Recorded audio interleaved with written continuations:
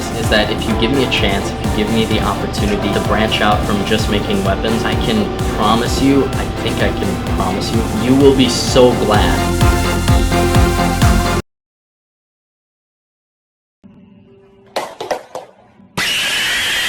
So I'm on my way out from Menards after buying that cooler that you saw in my last video, and I see something that makes me go, oh wow, a machete would be perfect for cutting those little twigs out of the trees that my hatchet isn't very good at doing because it's so heavy and it's just not very sharp, so it's not really good for that sort of thing. And I was right, a machete would be perfect for that.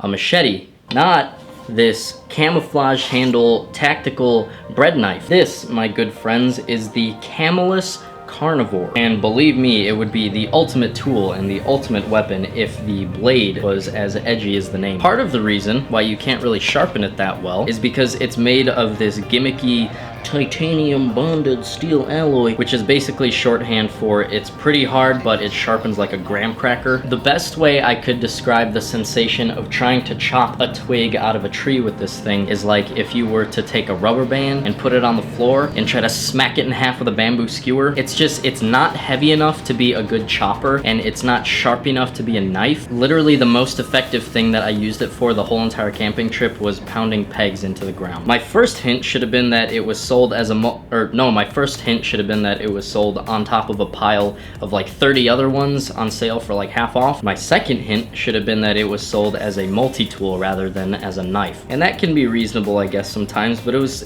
like goofy stuff. It's like blunt handle for crushing berries and nuts. Serrated edge for serrating things. Okay. Bladed edge for cutting. Yeah, that makes sense. Angled tip for digging. I'm gonna dig with a knife. Hook for cutting string. Yeah, I guess so. You can't really cut anything with the unsharpened tip and back for a pillow. So look, for really no other purpose besides ad revenue and making fun of whoever made this, I'm gonna see if I can make something that is more effective as a survival tool out of actual trash. If you guys liked the video, just go, thanks. So here is my trash. I've got 3 20D nails, that's not really trash. I've got 2 railroad spikes, that's kind of trash. I've got a used Sawzall blade, that is actual trash, and I have a hickory axe handle that I ran over with my truck so that it could be broken so that I could say that this is trash when actually I'm just using a hickory axe handle. For my first trick, I'll chop off the Slim Jim hair from this handle. Huh, that's not as sharp as I thought it was. Now for my second trick, I'll actually clamp it down and go a little bit slower. It's better not do spooky stuff.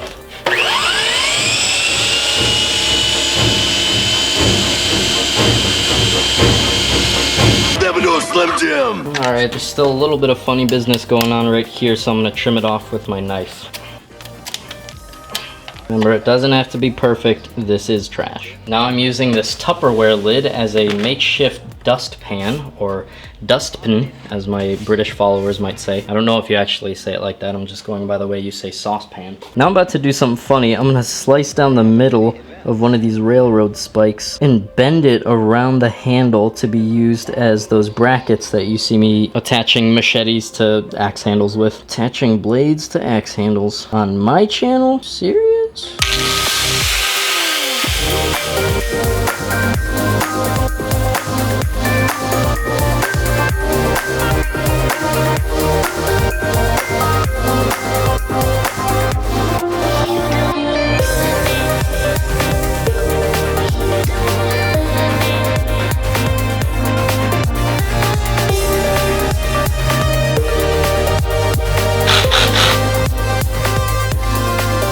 Wait a minute. Is this how I die? Nah.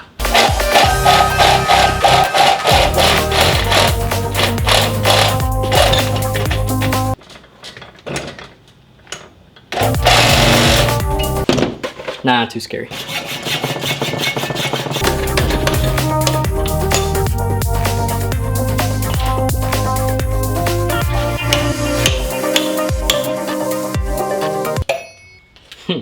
That looks kind of cool.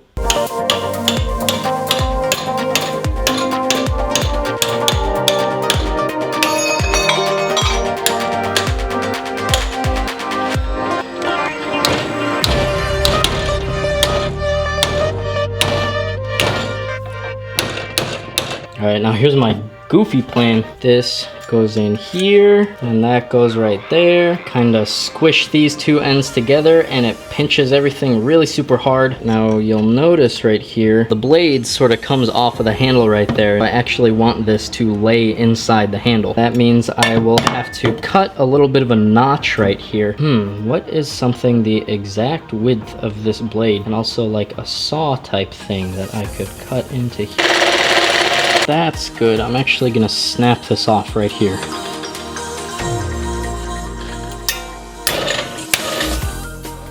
There we go. Now I'm gonna snap this little thing off too. Actually, I'm gonna start with it this way. And if you're wondering why I'm putting the head on the front, it's because of the way that the railroad spike is cut. I know that if I do it this way and I clamp these two pieces until they're touching, that this blade in here is going to be gripped in there like no other. And as much as I can, I'm trying to avoid drilling through this Sawzall blade because these things are unbelievably hard and I'm not gonna have a fun time doing that. And why leave the head on there at all? Well, for one, it can be used as like a hammer for pounding in steaks, and also to add weight because I'm trying to make this into a good chopper. So I'm going to squeeze these two ends together in the vise.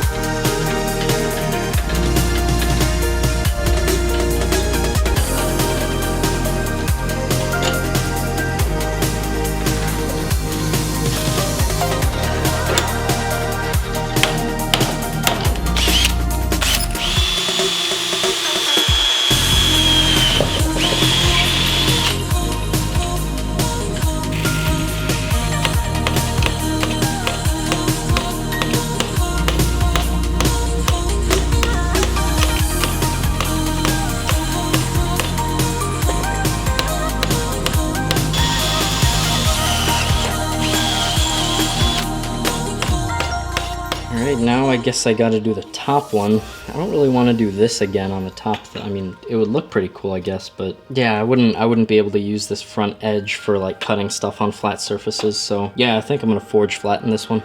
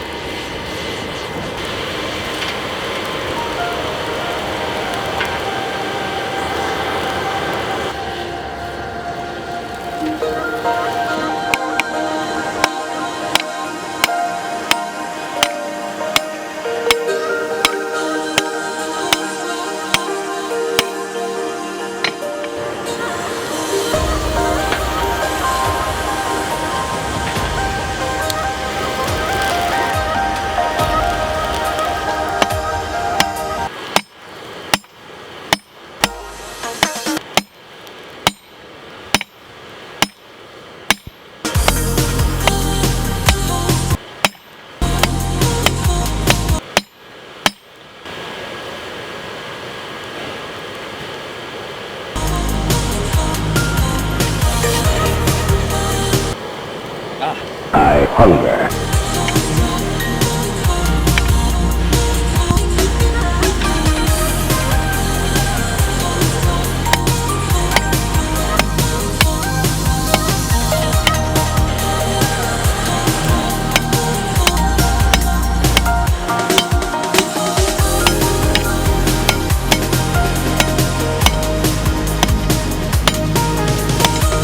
Alright, now railroad spike steel is mild enough that you can't really harden it very well by quenching it in water or oil, but I want this to be as soft as possible, so I'm just going to let it cool off on its own time. I've got it down to about half thickness. I'm going to see what I can do to clean it up. I might even use the flap disc on my angle grinder. Yeah, I'm going to flatten this down a little bit more.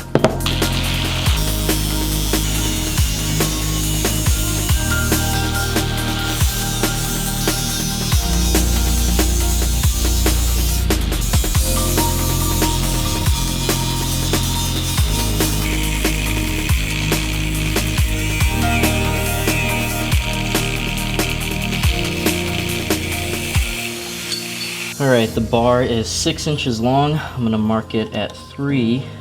Can't even see that. Maybe this silver Sharpie will show. Oh, it actually did. 2.5, 3.5, 1.5, 4.5. Alright, so these two areas right here, I'm going to cut some grooves in it so that when I bend it around the handle, it's gonna bite into the wood.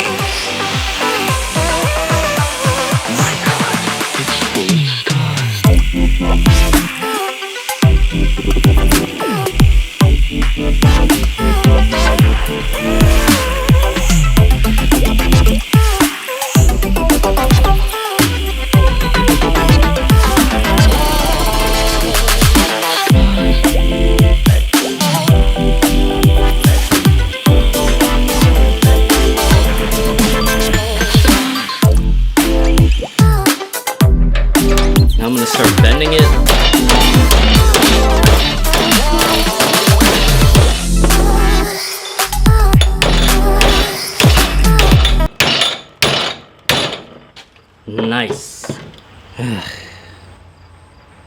Well, hopefully there's something that can help me in this trash can. Oh, a steel bar. This will be perfect for what I was doing.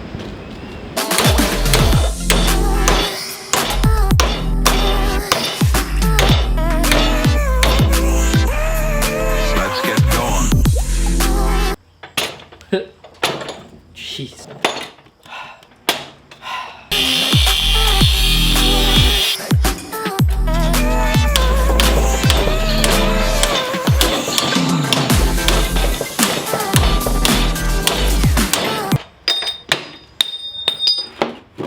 Oh wow, I was wondering if that was ever gonna happen. Hope this still works. Okay, here's my hopefully one and only time drilling through this Sawzall blade.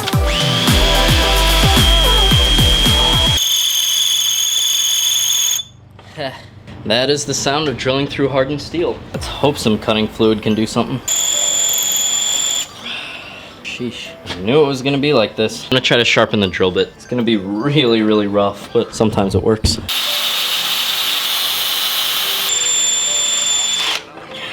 Okay, quick recap. I bought a new drill bit. I did not push the record button. I drilled through here, then I pushed the record button, thinking that I was stopping the recording, and then I did that again for the sharpening. So now I have a couple of good prime bits of footage of me after I've done things. As much as I'm positive you guys really want to see those things, I'm gonna edit them out. Here though, I sharpened it with the flap disc, and then I finished the edge with a file. And funny story, as I was sharpening it, I actually just bumped my thumbnail into it. See if you can see this. And it chopped into my thumbnail, into my skin, and now it's filling up the underside of my thumbnail with blood. Whereas on the other hand, with the Camillus CARNIVORE, at one point while I was camping, I was chopping twigs in half. I put the back end on the twig and I pounded my hand on the back of it a couple of times, probably 2 or 3 times, and then I realized, oh, that's the sharp end, and I looked at my hand and there's nothing wrong with it. Just to give you an idea of the differences in sharpness between these two things.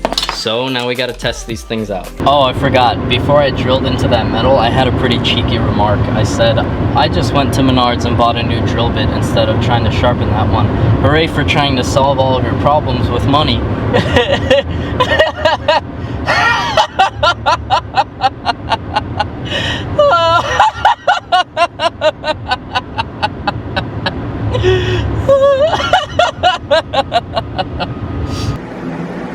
Okay, you can open them.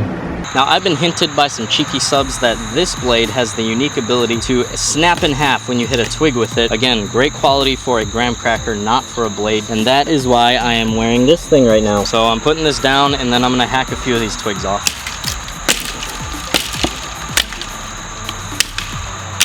Okay, not bad. We'll try something bigger.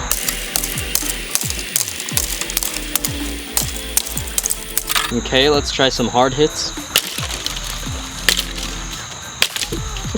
Let's be real, it just kind of snapped it. It didn't cut it. I'll keep going. No, same.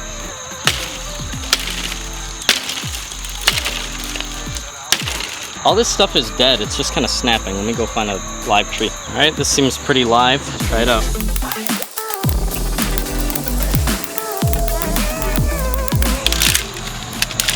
All right, let's give my baby a try. Huh, well, the weight helps a lot. Let's try something bigger. I mean, that was 3 little hits, and just look how much it dug out of there. I'm betting 2 more hits.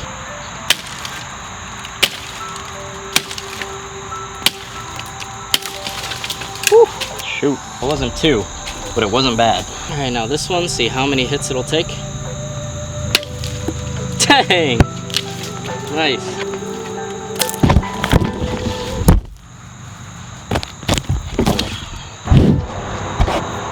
And I have no clue why I'm even bothering to say this, because I know that the people who want to complain about this will complain about it no matter what. But everything I'm cutting down, I'm storing for it to dry so that I can use it for firewood when it starts getting cold out here and I still come out camping. Well, I guess we're gonna do a destruction test now. I think I'm gonna put my jacket on for this one, as hot as it's gonna be. We will start out with the chameleon cabbage patch.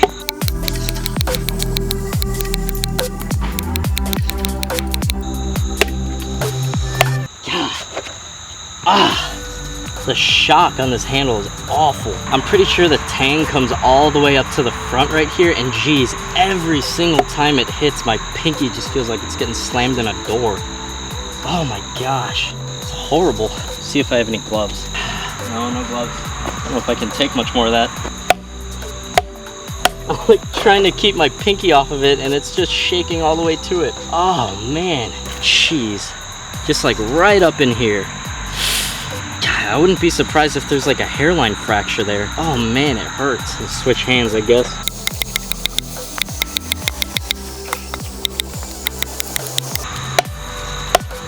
Ah, heck this thing. Try this piece of crap.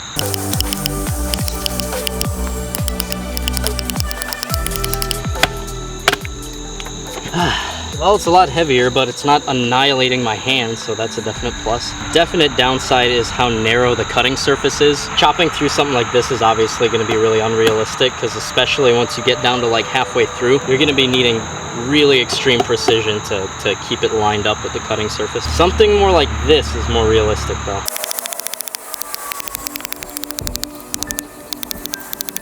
We'll weaken it with the blade and then go at it with the hammer. Woo! Okay, well that's something I guess. I mean, it hasn't broken yet. Okay, moment of realness here. Did this piece of trash outperform this thing? As of right now, probably not by much. I have a really, really big feeling though that it would not be long before this thing snapped in half. Pretty much everybody who saw the picture that owned one of these things that I posted on Instagram said that theirs had snapped in half. Contrast it with this thing, I've never heard of one of these things snapping in half, so you know, this must be a lot better. Jokes aside, no, if I was actually out here needing to use one of these things to cut stuff down, if these both perform similarly, only difference is this thing doesn't try to snap my pinky in half when I use it, I gotta say I want to go with this thing. I also do like that it has this little feature where it uses the railroad spike head as a hammer, and just the fact that it has all this extra steel gives it a lot more weight to swing itself through branches and stuff. This thing, you need a perfectly true strike on whatever it is you're trying to hit, because if it even just grazes another twig while it's coming down, it's so light that it just deflects it off and ruins your edge alignment, and I'd be willing to bet that's how most people are snapping these things in half. They swing it towards something, it bounces off of something else, and they hit it on the side. A blade as rigid as this is not going to be able to take that much of that. Sounds ridiculous, but Sawzall blades are actually extremely flexible. Maybe this configuration isn't the most perfect way to be doing this, but I don't know. So far, I have not been disappointed by this. It's also still really sharp. This never was. So I think that is the end of my review of the Cambodian comedian and the stinky rubbish boy. This looks like something from that one game everybody's trying to get me to build stuff from. Rust? I could totally see this in there. Hey, Rust developers, if you want to stick this in there, feel free. Just make sure you give me $1 million or something. That's pretty much all I got for today though, guys. And for all those people asking me if like Leah broke up with me or kicked me out of the house or something, no, everything's still normal. It's just kind of the same old problems. I don't really have any money. I'm in probably the least inspired position that I've been in a long time. I have a couple more ideas to do right now. I'll let you guys know what I'm thinking at the end of those, but yeah, it's just a funk. That's it. I'll be back someday. This is just a really weird time in my life right now. I'm sitting out here in the woods with an axe that I made out of a Sawzall blade, explaining myself to a few thousand adolescent kids. It's a weird time in my life. Anyways though, guys, yeah, like I said, that's all I got for today. Thank you all very much for watching. I'll talk to you later. Bye.